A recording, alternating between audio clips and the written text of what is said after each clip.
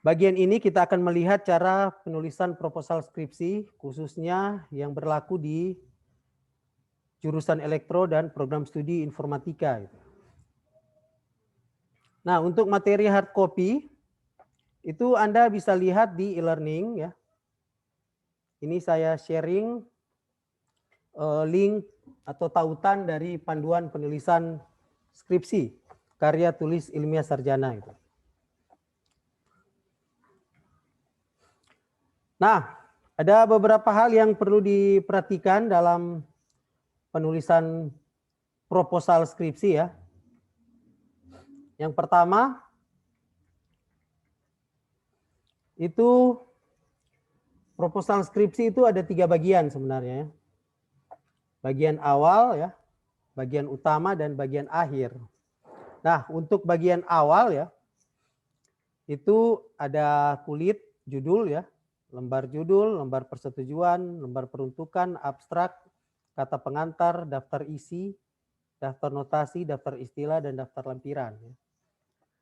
Jika dalam proposal skripsi Anda sudah memiliki ini, tentu silakan dicantumkan ya. Yang paling penting terutama dalam proposal skripsi itu adalah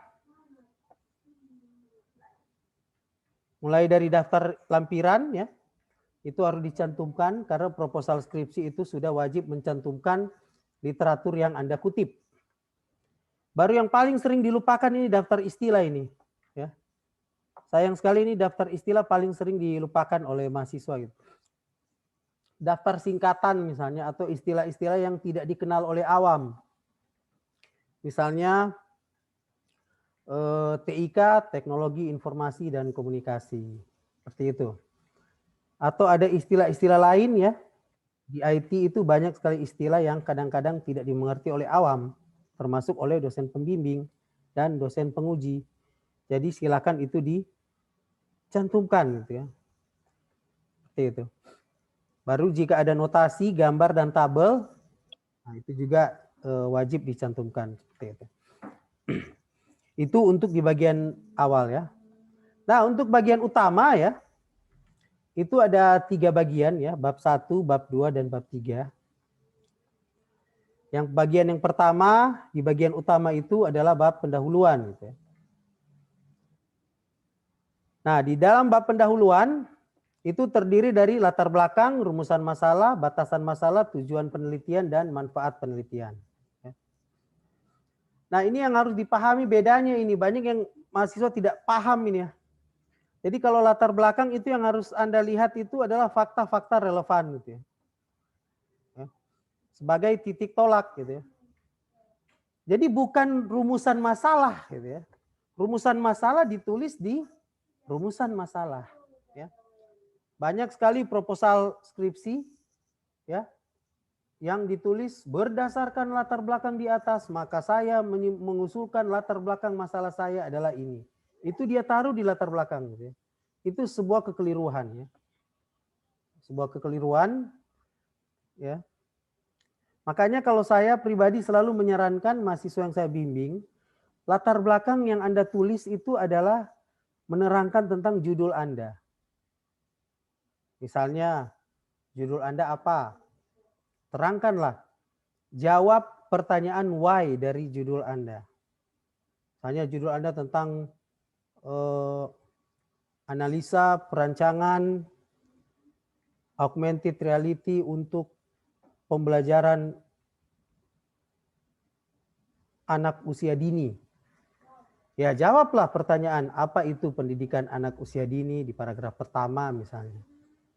Apa itu augmented reality di paragraf kedua misalnya.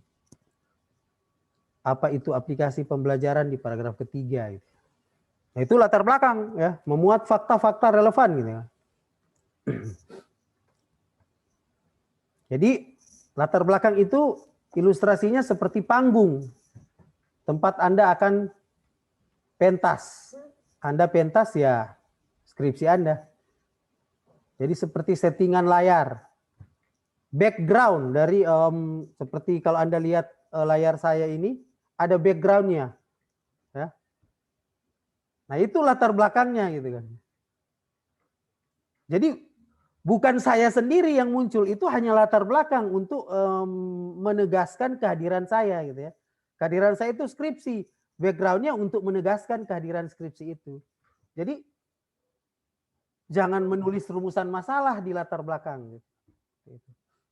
Nah, baru bagian kedua sesudah latar belakang. Nah, ini bagian yang paling penting sebenarnya dari bab 1 atau pendahuluan. Itu adalah tentang rumusan masalah gitu ya. Nah, semua skripsi, semua proposal skripsi dimulai karena adanya rumusan masalah. Sehingga rumusan masalah ini Anda harus tulis dengan baik. Karena itu adalah titik awal dari penelitian. Karena adanya rumusan masalah. Ya. Nah, rumusan masalah merupakan pernyataan mengenai ruang lingkup masalah yang akan diteliti berdasarkan dari latar belakang yang sudah Anda sampaikan tadi. Rumusan masalah dinyatakan dalam kalimat deklaratif atau kalimat tanya yang tegas. Nah, ini sudah diterangkan ya. Harus dibedakan mana yang rumusan masalah dan pertanyaan penelitian. Seperti itu. Jadi berbeda itu. Rumusan masalah bisa saja Anda melaporkan hasil pengamatan Anda gitu di studi kasus. Atau Anda sudah melakukan survei kecil-kecilan gitu kan. Atau Anda sudah melakukan wawancara dengan orang tertentu di studi kasus gitu ya. Sehingga Anda menulis itu sebagai rumusan masalah. Kemudian Anda tegaskan dengan pertanyaan penelitian. Gitu. Yang akan Anda teliti. Gitu ya.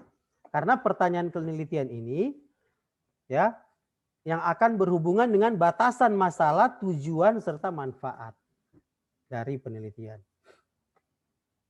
Nah, ini ada penjelasan tentang tujuan penelitian, itu tujuan akhir ya. Setelah Anda melakukan penelitian, apa kira-kira yang akan dihasilkan? Apakah Anda akan menghasilkan sebuah diagram, Anda akan menghasilkan sebuah solusi, atau Anda menghasilkan sebuah produk, ya seperti itu harus diterangkan di tujuan. Gitu. Nah, baru manfaat penelitian ya, menyatakan harapan gitu ya. Penulis baik teoritis maupun praktis. Kalau secara praktis itu Menara Teknik selalu menitipkan pesan pada mahasiswa-mahasiswa bimbingan bahwa manfaat penelitian itu adalah tulis saja semua hal-hal yang tidak bisa Anda ukur. Ya. Misalnya, contoh manfaat penelitian variabel yang tidak terukur. Hasil penelitian berupa software dapat digunakan oleh user sehingga user merasa lebih gampang menyelesaikan persoalan. Nah, kata lebih gampang itu kan tidak bisa terukur. Jadi bisa masuk dalam manfaat penelitian. Juga ada kalimat yang biasanya menulis hasil penelitian ini dapat digunakan oleh pengguna sehingga pengguna dapat lebih cepat menyelesaikan tugas-tugasnya. Lebih cepat ini relatif ini. Ya, tidak bisa terukur, jadi bisa ditulis dalam manfaat penelitian ya. Seperti itu. Jadi manfaat penelitian itu adalah biasanya indikator hasil yang tidak bisa kita ukur ya. Seperti itu karena abstrak. Nah, itu bisa ditulis di manfaat penelitian ya. Nah, sekarang bagian yang kedua, landasan teori itu ya. Nah, landasan teori ini harus dibedakan ya.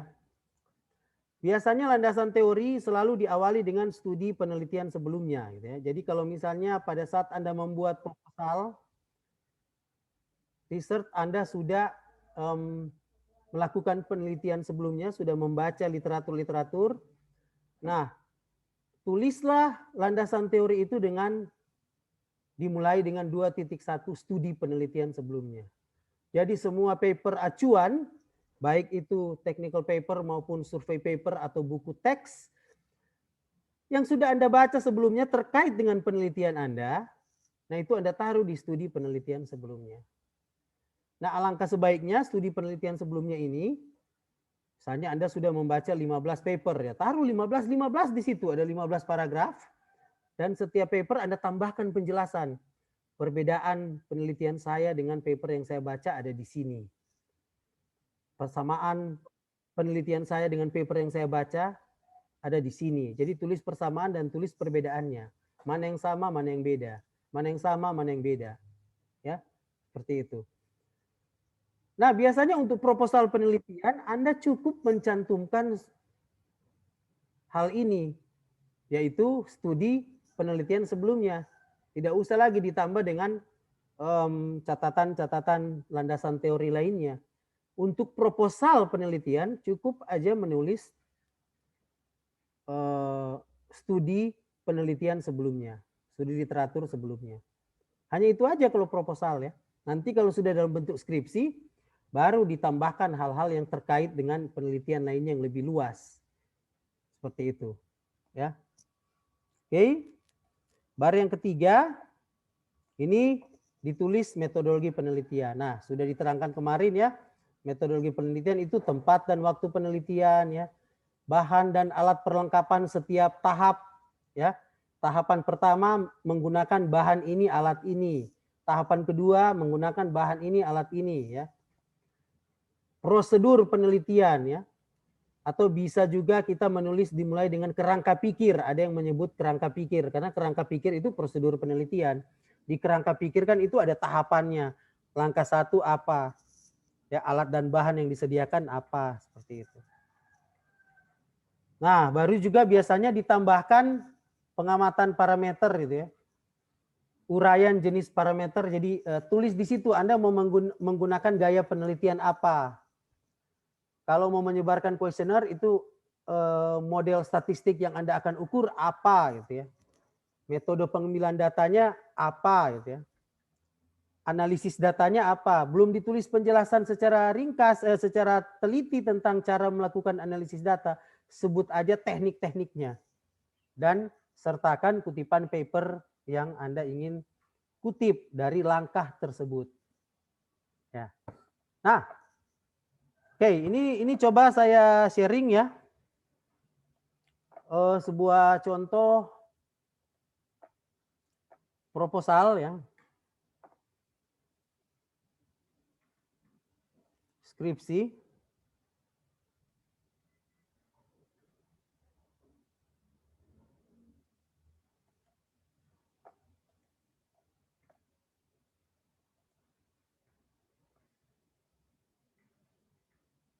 Jadi ada beberapa contoh proposal di sini yang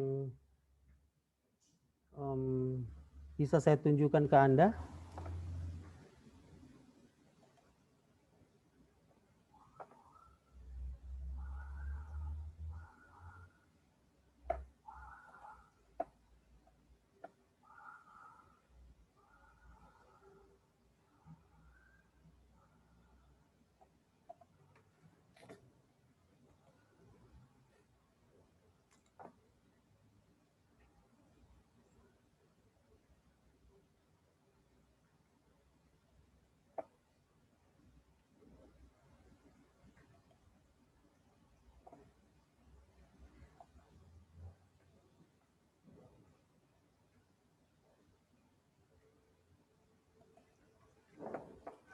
Oke.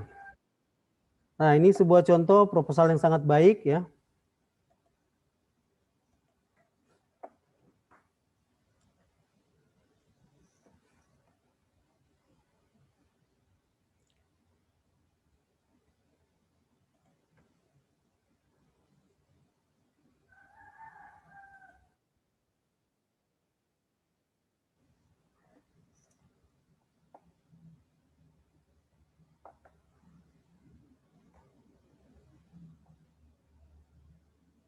Ya, loading lama.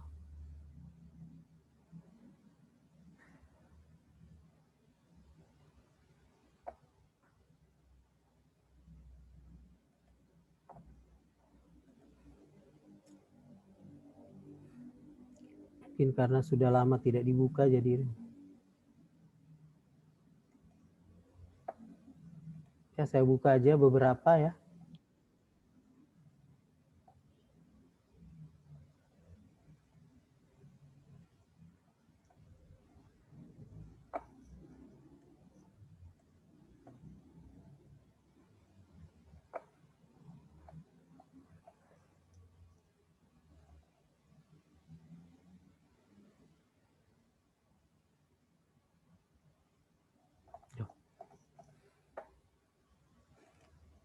Waduh, masih juga belum bisa. Oke. Sebentar ya. Ya deh, ternyata cukup lama loadingnya.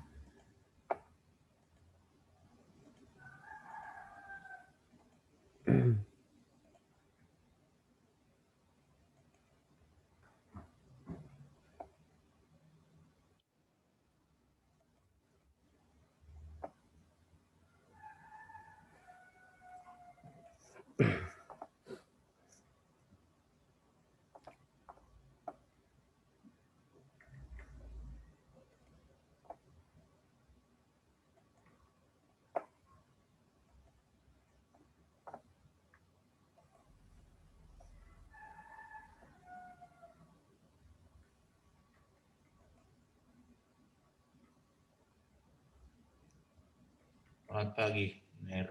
Oh, selamat pagi, Mener. So, bergabung, Mener Hans?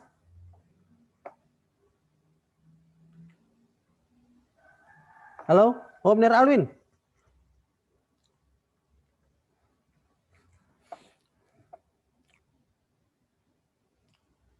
Sebentar ya.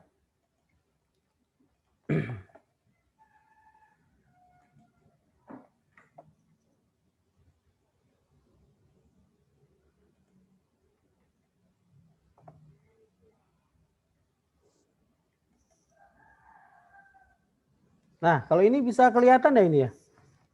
Bisa, benar. Halaman proposal saya gitu, proposal research saya gitu ya. Jadi, ini contoh proposal research saya ya, yang saya usulkan kemarin dan lulus ya. Jadi didanai oleh Unsrat gitu ya. Anda lihat ya, ini hanya template aja ya, template yang berbeda. Kalau di LPPM mereka menyuruh itu latar belakang pendahuluan namanya. Nah, kalau misalnya kita lihat di sini latar belakang ya, saya langsung menulis teknologi informasi dan komunikasi. Jadi saya pertama menjelaskan apa yang dimaksud dengan TIK dan saya kutip itu dari penjelasan Abdul Qadir dan dari William N. Swire. Itu. Kemudian karena judul penelitian saya ini berhubungan dengan literasi teknologi atau literasi digital, itu paragraf kedua saya jelaskan apa yang dimaksud dengan literasi digital. Itu bagian latar belakang ya. Itu saya tidak menjelaskan berdasarkan kutipan saya ya, tapi berdasarkan kutipan paper-paper yang saya baca gitu ya. Dari Iriantara ya, dari Seker 2004 dan dari Indrajit 2005 ya. Seperti itu. Ya. Jadi kalau Anda lihat di sini saya tidak di latar belakang itu saya tidak menulis tentang ide saya sendiri. Tapi itu ide orang lain yang saya tulis kembali gitu ya. Seperti itu. Nah, baru judul saya juga berhubungan dengan aparatur sipil negara. Nah, di situ saya terangkan itu aparatur sipil negara berdasarkan pengertian yang ada di Undang-Undang Dasar gitu ya. Undang-Undang Dasar Negara Republik Indonesia tahun 1945 ya. Baru dikutip dari mana ya? Biasanya kalau mengutip peraturan itu sebaiknya dari website yang ada kode JDIA. Karena itu JDIH itu kalau di pemerintahan semua peraturan yang resmi kenegaraan itu biasanya diupload di website yang resmi. Nah, upload nama domain website resmi pemerintah untuk peraturan perundang-undangan dari Sabang sampai Merauke itu harus ada JDIH-nya. Entah itu ditempatkan di BSSN, di Kemendagri, di Unsrat, atau dimanapun itu harus ada JDIH-nya. JDIH itu adalah aplikasi database peraturan perundang-undangan resmi negara itu. Kalau Anda ingin mengutip dari peraturan ya. Nah, peraturan itu sekarang sudah online. Nah, JDIH itu. Jadi jangan mengutip peraturan dari blog ini misalnya. Anda sertakan di situ URL-nya blog. Tidak resmi berarti ya. Kalau peraturan itu harus di JDIH. Hampir semua kementerian sekarang sudah ada JDIH. Seperti itu. Jadi sekarang mudah sebenarnya untuk mencari peraturannya seperti itu. Baru karena penelitian saya itu adanya di Kabupaten Minahasa, nah di situ saya terangkan itu, ya Kabupaten Minahasa itu seperti apa? Jumlah ASN ada 4.400 ya, Nah, kemudian disertakan web resmi dari Kabupaten Minahasa karena kita mengambil data-datanya dari web resmi ya. Biasanya perlu disertakan ya tanggal akses kalau Anda ingin mengakses web resmi seperti itu. Ya, seperti itu ya. Nah, kemudian kalau di format LPPM ya, biasanya pendahuluan sudah harus menulis pertanyaan penelitian ya. Jadi ditulis di situ ya, mulai di sini ya, rumusan masalah biasanya sudah digabungkan di pendahuluan kalau di template dari LPPM. Nah, kalau Anda harus dipisah ya. Ini ya masalahnya gitu ya. Mulai dari kalimat ini. Masalah yang didapat tentang aparatur sipil negara dalam TIK belum merata sehingga terbatas kemampuan penguasaan TIK di kalangan ASN pemerintah Kabupaten Minahasa. Penelitian pengukuran literasi atau kemampuan TIK belum pernah dilakukan sebelumnya. Jadi masalahnya itu, maka diperlukan adanya evaluasi dengan mengukur tingkat literasi TIK. Kemudian hasil evaluasi menjadi bahan acuan atau rekomendasi kepada pemerintah Kabupaten Minahasa untuk meningkatkan pengetahuan aparatur sipil negara dalam memanfaatkan TIK. Itu rumusan masalahnya, karena belum pernah diukur ini, apakah ASN Kabupaten Minahasa ini gaptek atau enggak. Nah, saya akhiri dengan pertanyaan penelitian, yaitu bagaimana tingkat atau kemampuan aparatur sipil negara Kabupaten Minahasa terkait dengan kemampuan penggunaan TIK. Itu fokus penelitiannya, pertanyaan risetnya ada di situ, tingkat kemampuan ya. Nah, kemudian kita menulis tinjauan pustaka ya. Nah, kalau di template dari LPPM yang pertama harus roadmap penelitiannya dulu. Kalau Anda kan tidak ada roadmap penelitian ya, langsung dimulai dengan studi penelitian sebelumnya. Nah, jadi di sini saya mulai menulis tentang studi penelitian sebelumnya. Anda bisa lihat di sini ya. Dimulai satu persatu. Misalnya penelitian dari Debbie Ngantung et al. 2019. Baso Sole 2015 ya. Christian Judita 2011. 3 penelitian ini saya baca dia menggunakan metode survei dengan teknik sampling ini. Hasil penelitian seperti ini. Jadi ditambahkan itu di dalam studi literatur sebelumnya. Baru ada penelitian dari Bicoli, Rindengan, Karo 2017. Penelitian ini menggunakan metode e-readiness dengan 6 indikator ya. Baru ada penelitian Wahab Arsyad 2015 gitu ya. Seperti ini. Penelitian ini menggunakan pendekatan kualitatif naturalistik seperti itu. Ya, baru ada penelitian Christopher Kanter et al 2017 ya. Dilakukan di Gorontalo penelitian ini bla bla bla. Jadi ada penjelasan tentang penelitian itu apa sebenarnya secara singkat. Nah, itu biasanya dikutip dari abstrak saja ya. Kalau tidak lengkap baru lihat paper bab 3-nya ya tentang metode penelitian. Jadi ini proposal riset yang sangat sederhana ya, cukup jelas dan cukup lengkap sebenarnya. Ini seperti itu. Oke, contoh pertama gitu ya. Ada yang ingin bertanya? Silakan ya. Sebelum saya lanjutkan ke contoh kedua, ini kayaknya agak lalot saya membuka ini. Silakan kalau ingin mau bertanya.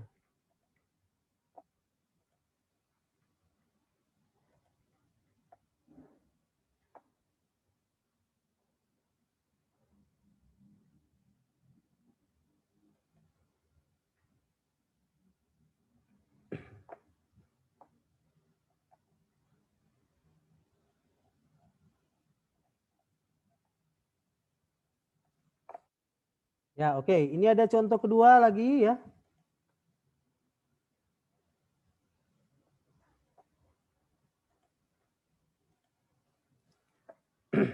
Nah, ini contoh kedua ya. Judul penelitiannya bagus ini ya. Software Requirement Specification Sistem Informasi Akademik Universitas Samratulangi. Judulnya sangat singkat ya, lugas dan tegas gitu ya. Baru coba kita lihat latar belakang gitu ya. Dia mulai tentu karena di situ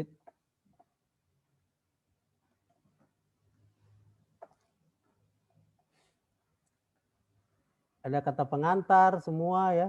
Nah, coba Anda lihat untuk proposalnya itu dia mulai dengan apa yang dimaksud dengan perguruan tinggi ya, karena dia akan melakukan penelitian di Unsrat. Dia jelaskan apa itu perguruan tinggi. Dia kutip dari penjelasan Pertiwi 2016. Ya. Kemudian dia jelaskan tentang sistem informasi akademik dan apa yang dimaksud dengan software requirement specification berdasarkan buku teks Summerfield gitu ya. Ya, tidak ada yang akan meragukan penjelasan Summerfield ya. Summerfield ini buku teks acuan software engineering yang terbaik di dunia bersama dengan Pressman ya. Jadi yang dimaksud dengan SRS adalah ini menurut Summerfield. Kemudian dia jelaskan apa yang dimaksud dengan proses bisnis di Unsrat ya. Seperti itu. Baru kemudian dia masuk dengan rumusan masalah gitu ya. Rumusan masalah dan pertanyaan penelitian ini dia tulis bagus ini. Rumusan masalah sederhana. Ya. Rumusan masalah. Unsrat memiliki sisi informasi akademik namun menurut kepala PT Unsrat. Nah, ini rumusan masalahnya dia hasil wawancara gitu ya. Hasil wawancara berarti dia sudah melakukan penelitian singkat sebelumnya gitu ya. Penelitian kecil aja dengan cara melakukan wawancara. Ya, menurut kepala UPT PT Unsrat bahwa sistem informasi akademik belum memiliki dokumen SRS. Jadi jelas ini dari kepala UPT TIK. Jadi informasinya terpercaya atau dalam bahasa penelitian reliable, dapat diandalkan gitu kan. Nah, itu dia jadikan rumusan masalah. Jadi rumusan masalah itu bisa juga hasil dari studi literatur seperti contoh yang pertama, bisa juga dari wawancara singkat yang sudah Anda lakukan sebelumnya. Jadi dia bilang maka tujuan penelitian ini membuat dokumen template original SRS Unsrat dengan menggabungkan beberapa template dari IEEE, ACM, dan Kominfo. Baru dia taruh pertanyaan penelitian, bagaimana membuat model software requirement specification sistem informasi akademik Unsrat yang baik. Ya, seperti itu. Baru ada batasan penelitian ya, kemudian ada tujuan penelitian serta manfaat penelitian ya. Tujuan sudah jelas ini membuat SRS Unsrat. Manfaat para pengembang dapat lebih mudah. Ini kan tidak terukur ini, lebih mudah atau lebih susah tidak terukur, makanya dia taruh di manfaat penelitian. Karena sudah memiliki dokumentasi sebagai acuan untuk mengembangkan sistem. Seperti itu, ya. Oke, silakan yang mau bertanya silakan. Saya beri contoh, saya cari lagi contoh-contoh yang lain gitu. Silakan yang mau bertanya.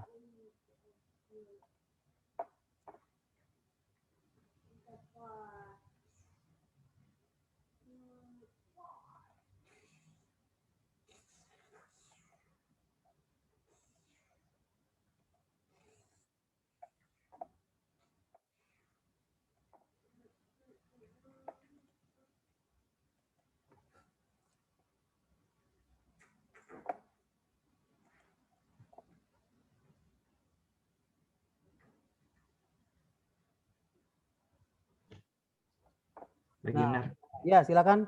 Mau tanya, tadi kan Ner sempat jelaskan tentang daftar istilah kalau tidak salah itu Ner, bentuk penulisannya dan letak penulisannya itu di mana Ner? Kira-kira. Itu apa yang Tommy Daftar istilah itu. Apa? Yang tentang daftar istilah. Oh, daftar istilah. Ya, daftar istilah itu ditulis di sesudah kata pengantar biasanya kalau di proposal skripsi itu. Ya, ada daftar tabel, daftar gambar, daftar istilah. Itu Anda terangkan arti-arti kata. Misalnya Anda menggunakan algoritma AES. AES kan itu Anda sudah singkat ya. AES Anda terangkan di situ. AES adalah ini. Atau algoritma DES ini. Seperti itu. Jadi itu istilah itu maksudnya itu. Seperti tadi SRS ya. SRS itu sudah masuk istilah. Nanti kasih masuk di daftar istilah. Daftar istilah SRS adalah Software Requirement Specification. Itu ya. Itu sering dilupakan itu. Oke. Nah ini coba. Ini ada contoh yang lain lagi. Sebuah proposal skripsi. Bisa kelihatan ini? Bisa benar. Ya yang ini. perencanaan pengembangan desa digital ya di Kauditan 1 ya. Ini dia belum seminar, belum apa, baru selesai seminar judul, jadi masih kosong-kosong ya. Kata pengantar, nah ini mudah-mudahan bisa terbaca. Sebentar ya, edit dokumen, bisa. Oke, ya. Jadi dia mulai dengan latar belakang dulu ya. Nah, ini masih sementara dibuat ya, jadi masih kosong-kosong, belum lengkap. Di sini dia mulai dengan kesenjangan pembangunan dan konsep digital ya, desa digital. Belum ditaruh sumber kutipan karena ini masih sementara dikerjakan. Baru sesudah itu dia kutip kehadiran revolusi industri 4 ya, dan hubungan dengan penerapan desa digital. Seperti itu ya. Nah, coba Anda lihat di sini, dia tidak menulis masalah, dia bilang di sini dia mengangkat topik. Ya. Kalau ini bisa ini.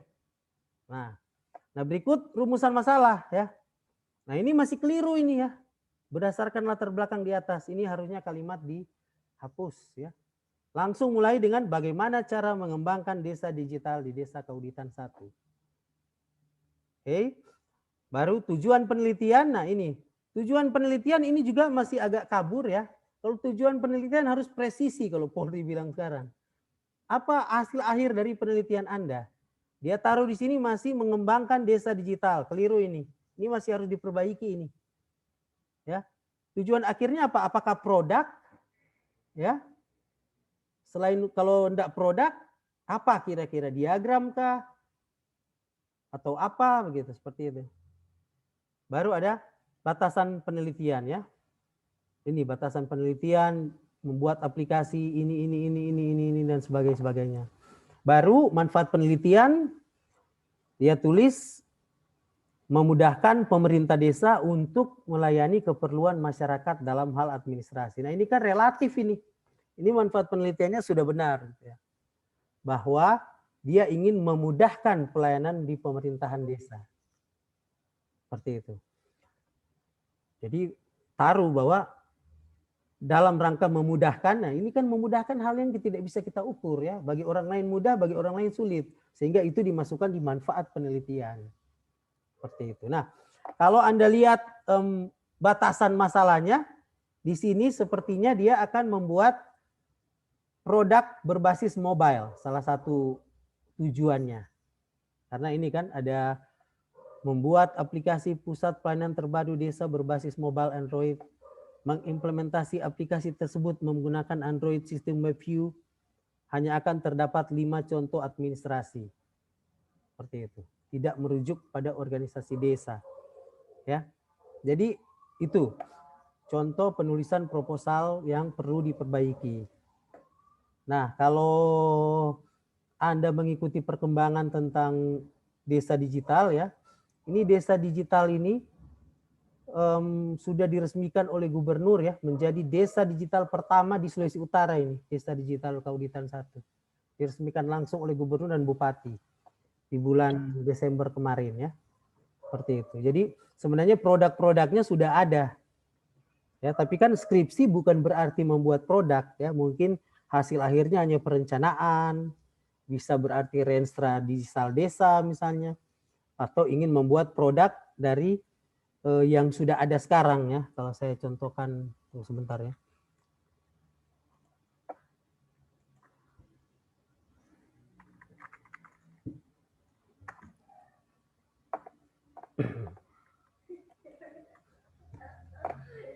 Ya, ini contoh.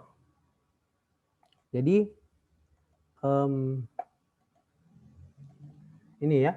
Jadi waktu kemarin diresmikan ya, Desa Digital Kauditan 1 itu sudah model seperti ini ya.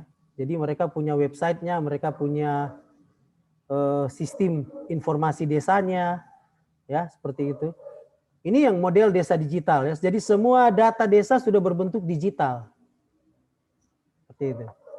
Baru ada informasi real time ya, COVID di Sulawesi Utara dan di desa tersebut.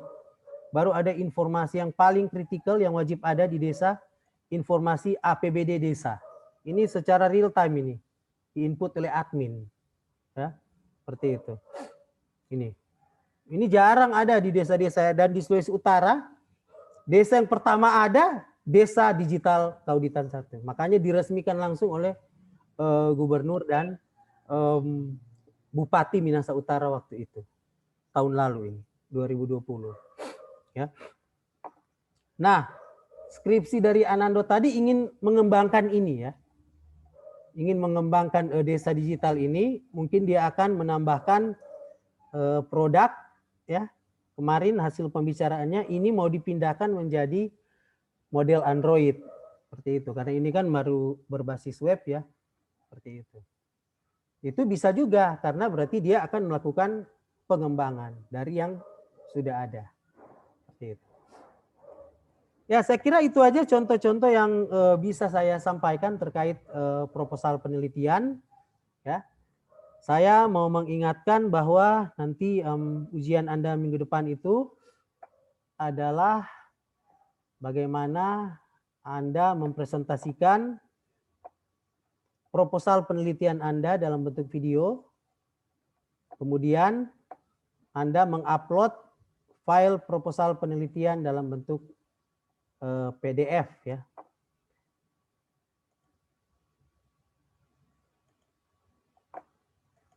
Nah, saya bagikan di sini. Nih, ada video petunjuk dan kriteria ujian tengah semester riset informatika ya. Ini ada video penjelasannya. Baru kemudian ini ada deskripsinya ya. Ujian tengah semester berupa video presentasi dan dokumen proposal ya. Video deadline 21 April. Isinya, isi dan sistematika materi 50%, ada bagian 1 apa, bagian 2 ada, bagian 3 harus ditulis apa, bagian 4, 5 ya, dan sebagainya. Baru materi yang Anda terangkan itu harus berisi apa, ini sudah diterangkan di sini. Sampai persentase penilaiannya sudah ada. Seperti itu. Ya, jadi saya kira silakan disiapkan karena ini adalah ujian tengah semester Anda.